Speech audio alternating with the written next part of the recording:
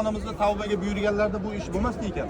Demak, oilada ayol bir fitnani olib kelsa, erkak haligini qabul qilsa, oilada bo'ldi. Parokandalik ham bo'ladi, harakot ham ketar ekan va hokazo yomon ishlar bo'lishi mumkin ekan. Mana shu ham bitta shu joyda bizga ishora bo'lishi kerak. Haligini Odam alayhisolatu vassalom ham yeganlardan keyin nima bo'ldi? Ustilaridan jannat libosi yechilib qolgan ekan. Qur'oni Karimda Alloh taolo aytadiki, "Ista'jbillah va tafiqa yaqsifani alayhima min waraqil jannah" deyapti. Mana Araf surasida. Ular jannatni ba'zi bir daraxtlarni bargidan olib avratlarini yopishdi. Ya'ni e'tibor beraylikki, gunoh qilsak, bu ustimizdagi liboslarga ishonib qolmaylik. Qiyomatda yalang'och tug'iladi, gunohga tavba qilmasdan o'lganmiz. Mana bu bizga ishora bo'lyapti. Qiyomatda sharmanda bo'lib tiriladi agar tavbasiga, gunohiga tavba qilmasdan inson dunyodan o'tib ketib qolsa. Chunki nima uchun gunoh qilganlarda Havvo onamiz bilan Odam alayhisolatu vasallam xato qilishganda ustilaridan libosini Alloh taolo yechib oldi-ku. Nima uchun yechib oldi? Libos turib tursa bo'laveradi. Allohning buyrug'ini qilmagan kishini qiyomatda yalang'och tirilishligiga mana shu dalil bo'ladi. Undan keyin avratlarni bekitishdi va Alloh subhanahu va taolo ularga aytdiki, men sizlarga shayton dushman deb aytmaganmidim? Endi Qur'oni Karimda aytadiki, "Qulnahbitu minha jami'a" deydi. Boshqa o'rinda ihbitu ya'ni va qulnahbitu ba'dukum li ba'din adu deydi Alloh taolo. Endi birlaringiz bir-birlaringizga dushman bo'lgan holatda yashab turasizlar. Shayda bir narsa bir e'tiqodni tushunib olishimiz kerakki, ahbata kalimasi arablarda mana bu eshitib qolamiz. Ba'zi bir nodon shu ilmi sayoz kishilar Odam alayhisolatu vassalom Alloh jannatdan haydab yubordi, quvib chiqardi degan shunaqangi beodab gaplar yurar ekan, unaqa emas. Ihbitu kalimasi arablarda Alloh taolo qulnahbitu deyapti. Endi chiqinglar deyapti. Ahbata kalimasi mana misol uchun bolalarimizni, farzandlarimizni maktabga, bozorga yuboramiz-ku. Qaytib kelish sharti bilan yuboramizmi? Borib o'sha yerda qolib ketgan demaymiz. Borib kelgin, ha? Shuni arablar ahbata deydi. Bir joyga borib qaytib kelishlik sharti bilan yuborishlik. Jannatdan vaqtincha pastga tushib turinglar, qaytib chiqish sharti bilan dedi Alloh taolo. Jannatdan Odam alayhisolatu vassalom Alloh taolo haydamadi ham, quvib ham chiqarmadi, balki tushirdi. Nima uchun? Vaqtincha imtihon uchun tushirdi. Qaytib chiqish sharti bilan. Qaytib chiqish sharti bilan. Ahbata kalimasi shuni anglatadi arablarda. Va rivoyatlarga qaraganda Odam alayhisolatu vassalom hozirgi Hindistonning yarim oroli bo'lgan Shri Lanka davlatiga tushgan ekanlar. Alloh taolo yerga tushirganda. Havvo onamiz Jidda shahriga tushgan ekanlar. Mana shu Saudiya Arabistondagi Jidda shahriga tushgan ekanlar. Jiddani asli Jadda ham deyishadi. Jadda deb arablar katta onani aytadi. Onasini onasi bo'lgan kishini momosini Jadda deydi arablar. Havvo onamiz shu joyga tushganligi uchun Jadda deb ham ataydi arablar. Undan keyin Alloh subhanahu va taolo bularni bir-birlaridan ayirib qo'ydi. Rivoyatlarga qaraganda ba'zi ulamolar 200 yil degan, ba'zi ulamolar 300 yil degan. Ular 1000 yil umr ko'rishgan. Hayron bo'lmaydi bu sanalarga. Alloh taolo nima uchun 300 yil bir-birlaridan ayirib qo'ydi? Inson qilgan xatosiga tavbani ko'proq qilishligi uchun. Uzoqroq tavba qilsa, qattiqroq tavba qilsa yig'lab Allohga. Tavbasi qabul bo'lishligi, aniq bo'lishligi uchun nima qildi? Bizga ishora qilib, bir-birlarini 300 yil ayirdi. Bularning duolari shunday bo'lgan ekan. Mana shu Araf surasida Alloh taolo bizni otamizning duolarini bizga o'rgatadi. Sajbilar qala robbana zalamna anfusana va illam taghfir lana va tarhamna lanakunanna minal khosirin. Bu Odam alayhisolatu vassalomdan Havvo onamizning tavbalari bu. Va aytishdiki, Parvardigor, biz o'zimizga o'zimiz zulm qilib qo'ydik. Agar sen bizni kechirmasang, bizni holimizga rahm qilmasang, qiyomatda biz albatta hasrat nadomatda tirilamiz deb 300 yil yig'lashdi. Va Alloh subhanahu va taolo nima qildi? Mana shu muqaddas makonda bir-birlarini topishtirdi. Bir-birlarini topib, sen Havvomisan dedilar, siz Odammisiz dedi, bir-birlarini tanib qolishdi. Bir-birini qaytadan avvalgi tanishlar, bir-birini qaytadan tanib qolishligini arablar nima derdi? Arafa deydi.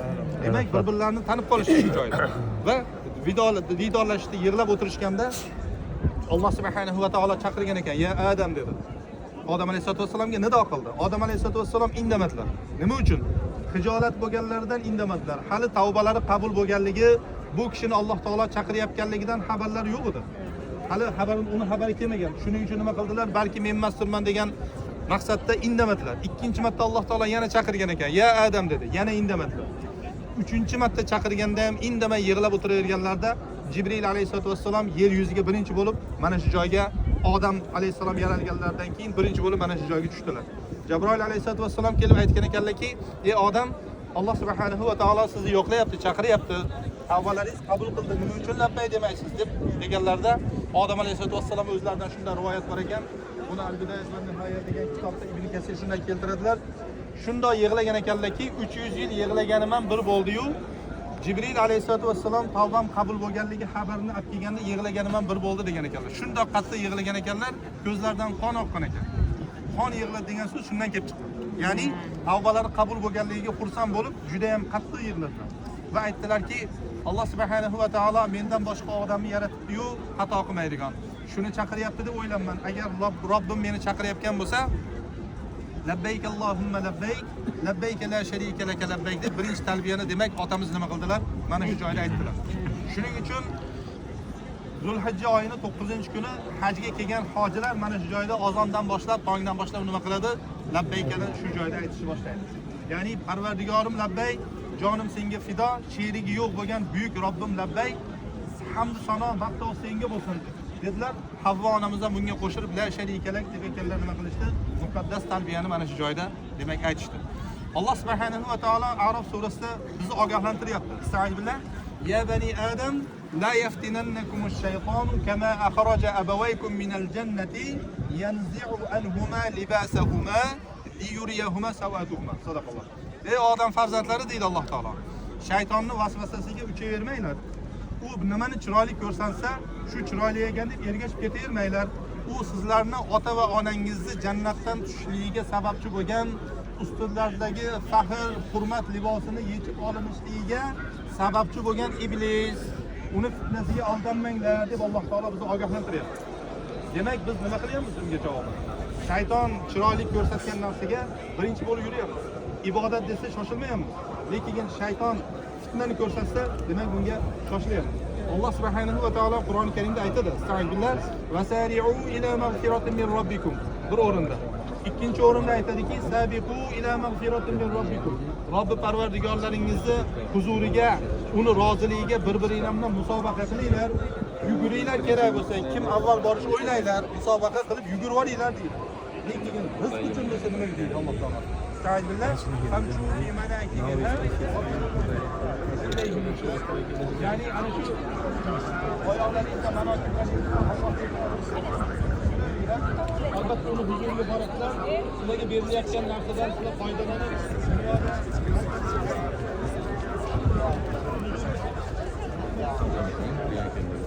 shuning uchun belgilangan rizqqa shukr qilib nima qilaveringlar? Kim biz nima qilyapmiz? Dunyoni maqsadlarida bir-birimiz bilan musobaqalashyapmiz. Alloh taoloning roziligi uchun sekin yuryapmiz. Vaholanki Alloh subhanahu va taolo ogohlantiryapti, ey shaytonning fitnasiga aldanmanglar. U ota-onalaringizni jannatdan chiqishligiga sababchi bo'lgan. Shu dunyo mana shu yashab turgan 5 kunlik dunyoyimiz. Bizni oxiratdagi kunimizni aniqlab beradi. Qayerga borishligimiz mana shu kunda aniq bo'ladi. Soyib Tabriziy rahmatullohi alayhi aytadilar: "Yoddariki vaqti zodalitu kama hamdoni budanditu gidiyon. Onchinon vaqti ziki murdalitu tu hamdoni budashki hamma giryon" deydi.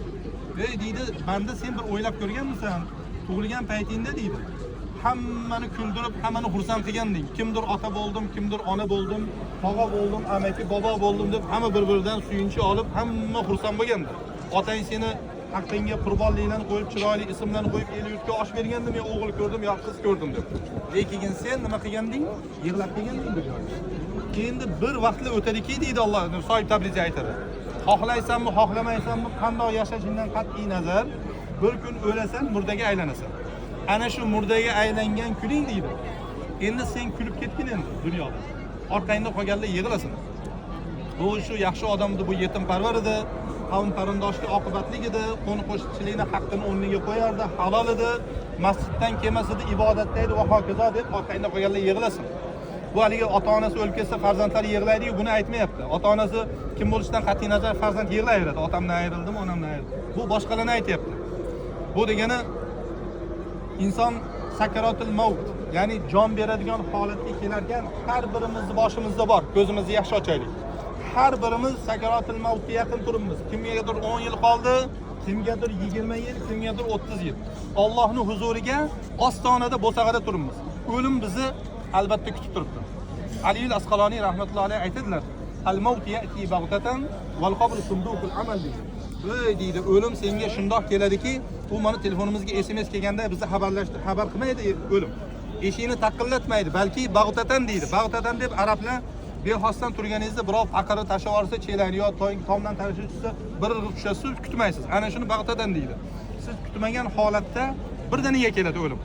Val qabru sunduqul amal. Lekin seni boradigan joying qabring, seni amallaringning sandig'i deydi. Sandig'i hammani yaxshi bilasizlar. Uning ichiga bir vajlarni solib 5 yil, 10 yil, 4 yil ustaligini ichida bunda ochganingizdan keyin ko'pgina narsa paydo bo'lib qoladimi? Qabrni shunga o'xshatadi. Amallarimiz Allohga kerak emas, biz o'zimizga beriladi. Ya'ni agar o'sha qabrga borganda qanaqa amal bilan borishligimiz joyida e'tibor.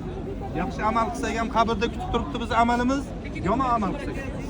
Alloh saqlasin, yomon amal qilgan kishini qabrdagi to'plagan vaji ilon bilan chayon bo'ladi, xolos, Alloh saqlasin. Yaxshi amal bilan borgan kishini amali qabrda nur bo'ladi o'ziga. Bayda Imom G'azzoliy rahmatullohi alayhi aytadilar, "Ey banda deydi, bir qabrga kirib, ashundoq qolib ketaman men deb xotirjam bo'lib qolmagin. Qabrda seni deydi ilon bilan chayon kutyapti, qurt qumursqa kutyapti, yoyinki Allohning nuri kutyapti, farishtalar kutyapti, rohat farishtalar. Agar tushsang, qabriga kirsang, sen o'sha joyda shundoq qolib ketaman deb o'ylamagin, qurt qumursqalar seni yeb tashlaydi" deydi. Agar qurt qumursqani qonida ham agar sen qolib ketganingda u ham seni baxting edi. Bir vaqt o'tib o'sha qurt qumursqalar ham deydi seni orqasidan najosat qilib chiqazoradi. Agar o'sha najosat bo'lib chiqqanda holatda shundoq qolib ketsang ham baxting edi. Bir vaqtda o'tib bitta ham kulol yo'inki usta deydi, sendan bir g'ish yasab, yo'inki ko'za yasab sotib yuboradi, yo'inki devorga urib yuboradi. Seni ahvoling shu deydi. Xotirjam yashash bo'lib qolmagin deydi. Soid Tabriziy shuni aytadiki, inson sakaratul mavtda turar ekan, avval misol ahli jannat bo'lsa, avval jahannam ko'rsatilar ekan. Jahannamni ko'rib mo'min kishi boradigan joyim shumikin deb diqqat bo'lib turganda, qo'rqib turganda, mana o'layotganda nima uchun mayitni og'ziga suv tomiziladi? Ana shu jahannamni ko'rsatayotganda og'zi qurib ketar ekan, qo'rqqanidan. Lekin farishtalar agar yaxshi amal qilmaganingda joying shu edi, endi marhamat qilib Allohni rahmat mag'firati bilan mana bu jannatga kelib boradigan joying mana deb joyini ko'rsatganda mayit kulib yuborar ekan. Soid Tabriziy shuni aytadi, o'layotganingda kulib ketadigan yaxshi inson bo'lginki, orqangda qolganlar yig'lab qolsin endi. Dunyoga yig'lab kelganding, uni aksi bo'lsin endi ketayotgan. Lekin ahli do'zax bo'lsa, avval jannatni ko'rsatar ekan, masjid jo'radigan joyim shu mumkin deb ozgina bir xursand bo'lganda, keyin agar Allohni buyrug'idan itoat qilib yurganingda boradigan joying mashhur. Endi Allohning qahr g'azabiga chiq derkan. Shunda ruh qo'rqqanidan butun tanaga tarqab ketar ekan. Chiqishga qo'rqib. Chiqsa boradigan joyi ma'lum. 3 kunlab, 4 kunlab jon bera olmayotganlar haqida eshitganmisizlar? Qirrak keladi, jon bera olmaydi. Mana shu Alloh saqlasin, ana shu kishining oqibati bo'ladi. Jonni farishtalar tortaverar ekan, jon qochib ketaverar. Chiqishga qo'rqib. Soid Tabriziy shundan ogohlantiradiki, "Ey yashag'in, amalingni qilginki, o'layotganingda kulib ketadigan kishiga aylanmagin. Xohlaymizmi, xohlamaymizmi, mana shu dunyodan o'tamiz. Qancha umr berishidan qat'iy nazar, boradigan joyimiz bizni kutib turibdi. O'lim farishtasi bizga hozir nozir. Alloh subhanahu va taoloning hisob kitobi aniq. Aniq hisob kitob turibdi boshimizda. Bundan hech kim hech qayerga qochib qutula olmaydi. Bu yashayotgan mana avtobusda aytdim sizlarga, yodingizda bo'lsa. Alloh subhanahu va taolo aytadiki, "Ey keltirgan iymoninglar bilan musulmon bo'lganinglarni Allohga minnat qilmanglar. Alloh xohlasa sizlarni to'g'ri yo'lga boshlaganligidan minnat qiladi" deydi. Shayx Sa'diy rahmatullohi alayhi aytadilar, mana shu so'zim bilan, mana shu bayt bilan suhbatimizni yakunlaymiz. Shayx Sa'diy rahmatullohi alayhi aytadilar, "Abru va ba'du va mahu va khurshid va falak darkoran. Totunoni bakaf ara va bag'aflat nakhuri. Hamma azbahli tu sargashta yu farmon burdor, sharti insof naboshatki tu farmon nabali." Abru deb forslar bulutda aytadi. Bot shamol, moh oy, xurshid quyosh, falak mana shu yer. Mana shu 5 ta katta narsa deydi. Bu 5 ta katta narsani oddiy sanamaylik. Quyosh yerdan 165 million marta katta. Mana astrofizikani bilganlar yaxshi biladi, o'qigan. Yer o'zi ekvator chizig'idan hisoblaganingizda aylanasi 40 ming kilometr. Katta narsa. Oy bu yerdan sal kichikroq narsa xolos. Mana shu shamol, oy, bulut, quyosh, falak mana shu 5 ta katta narsa deydi. Seni kaftingda turgan non bor, u mana yeyotgan noning. Shuni seni kaftingga kelishligi uchun xizmat qilyapti deydi. Sen uni g'aflat bilan shart yeb yutavermagin, mazali non bo'pti, mana bu go'shtli non ekan, mana bu qizil patir ekan deb shart yeyavermagin buni. Uni qayerdan kelayotganligiga bir ibrat bilan, ozgina bir tafakkur bilan yegin. Uni qayerdan kelayotganligiga fikr bilan yeginki, g'aflat bilan yeb qo'ymagin. Endi deydi, ana shu 5 ta katta narsa Allohning buyrug'idan chiqmasdan kechasi-yu kunduzi xizmat qilib yotibdi, mana shu bandam to'ydirayin deb. Senga xizmat qilyapti deydi. Endi sen Allohning buyrug'idan ular chiqmasdan xizmat qilsa-yu, sen Allohning ne'matini yeb turib Allohning buyrug'ini qilmasliging insofdanmi? Seni insofing bormi deydi. Yeysan, ichasan, uxlaysan, lekin qaramaysan qayerdan kelayotganiga. Mana shu siz bilan biz yeyotgan narsalarni hammasini quyosh yoyinki yer bajarmaydi. Agar yer yuzida 97% ekin maydonlarini lalmi yerlar tashkil qiladi. Yomg'ir orqali sug'oriladi. Daryo, dengiz bo'lgani bilan hamma joyda emas u. Lekin ana shu yomg'ir, shamol bo'lmasa bulut kelmaydi. Bulut bo'lmasa yomg'ir yo'q. Yomg'ir bo'lmasa yerga ekinni ekkaningiz bilan uni chiqmaydi. Agar mana shu siz bilan biz yeyotgan mevalarning rangi, uni mazasini quyosh ham, yer ham, bulut ham, yomg'ir ham bermaydi, oy beradi. Oyga yana alohida o'ziga yarasha vazifa. Mana shu narsalar bizga xizmat qilyapti. Bundan Alloh taolo so'ramaydi deb o'ylaymiz qiyomat. Albatta hisob kitob bor. Albatta hisob kitob borki, bizdan talab qilayotgan narsa nima Allohdan? Nimasi? Berayotgan ne'matlarni yeb turib, unga shukr qilishlik. Ne'mat haqida keladigan bo'lsa, yeyotganda bismillah deyish, to'ygandan keyin alhamdulillah deyishni so'raydi xolos Alloh taolo. Mana shuncha katta xizmat qildirib qo'yibdi bizga mana shu narsa. Shundan va uni quvvatini nima qiladi? 5 mahal namoz o'qishga, yilda 1 oy roza tutishga, qodir bo'lgan kishi zakot berishga, qodir bo'lgan kishi haj qilishga buyuradi. Demak, buni ichida biz xohlaymizmi, xohlamaymizmi, bo'ynimizdan hech qachon ketmaydigan vazifa namoz bo'lyapti. Misol uchun kalima-i shahodatni saqov odam ham aytadi kerak. Hamma aytadi, la ilaha illalloh Muhammadur Rasulullohni hamma aytadi. Hop, zakotni boy odam beradi. Hajni ham qodir bo'lgan odam boy odam qiladi. Tushunarlimi? Ro'zani ham sog'lom odamga farz, kasalga farz emas. Bu yerda nima qolyapti? Bitta namoz qolyapti. Boy, kambag'al, sog'lom, kasal hammasiga nima bo'lyapti? Namoz qat'iy farz bo'lyapti. Qur'oni Karimda Alloh taolo namoz haqida aytadiki, astag'firullah, inna solata kanat alal mu'minina kitaban mawquta. Albatta namoz deydi Alloh taolo. Mu'minlar uchun, Alloh va rasuliga iymon keltirgan mu'minlar uchun vaqti belgilangan kitob deydi. Kitob qanaqa narsa? Uni o'qimaguncha, ta'limotini olmaguncha manzilga hech kim yeta olmaydi. Har qanday kasb egasi bo'lsin, har qanday ish egasi bo'lsin. Demak, namoz vaqtida farz, uni o'qimagan kishini boradigan joyda holiga voy, vayl do'zax kutyapti, Alloh saqlasin. Lekin uni vaqtida nima qilsa, bajarsa, vaqtida o'qisa nima bo'lyapti? Qiyomatda nur bo'ladi o'ziga. Jannatning kaliti mana shu namoz bo'ladi. Mirzo Abdul Qodir Beydi rahmatullohi alayh bir ajoyib narsaga o'xshatgan namozni. Aytadiki, naqshi ma'kusi nigin as-sajda megarda durust, sarnavish tuvujigan rost mesozat namoz megarda durust deydi. Bu degani uzini naqshi deydi, agar uni sajda qildirsang, mana ilgarigi paytda podshohlar muhrni qo'liga taqib yurar ekan, podshohlik muhrini. Shu uzik bo'lar ekan, u o'sha uzini tepasidagi yozilgan naqshi deydi, teskari yozilgan bo'ladi deydi. Mana hammanglar pechatni ko'rganmisizlar? Pechatni yozuvi teskari bo'ladi. Lekin o'shani sajda qilsa nima bo'ladi? Yozuvi o'nglatib chiqyaptimi deydi. Sarnavish tuvujiganro deydi. Sarnavish deb mana peshonadagi ajinni aytadi forslar. Bu degani, ya'ni taqdirot. Alloh taolo yozgan qadar. Agar seni taqdirotingda oyog'ing osmondan qilib yozib qo'yilgan bo'lsa ham, teskari yozib qo'yilgan bo'lsa ham taqdirot. Sen uni namoz bilan to'g'rilanadi, peshonangni sajdaga bosavergin yozuv o'nglanib ketadi deydi. Namozdan boshqa narsa durust qila olmaydi seni ahvolingni deydi. Demak, namozlarimizga mahkam bo'lishligimiz kerak. Alloh subhanahu va taolo qiyomatda borsa, mana Rasoil Ahmad fi solat degan bir ajoyib kitob bor. Shunda aytadiki, Janob Rasululloh Abu Hurayra radhiyallohu anhu da rivoyat qilingan hadisda aytadilarki, inson qiyomatda Allohning huzuriga borganda eng birinchi hisob kitob qilinadigan narsasi namoz bo'ladi. Namozda agar kamchiligi bo'lmasa, boshqa amallar keyin qabul bo'ladi.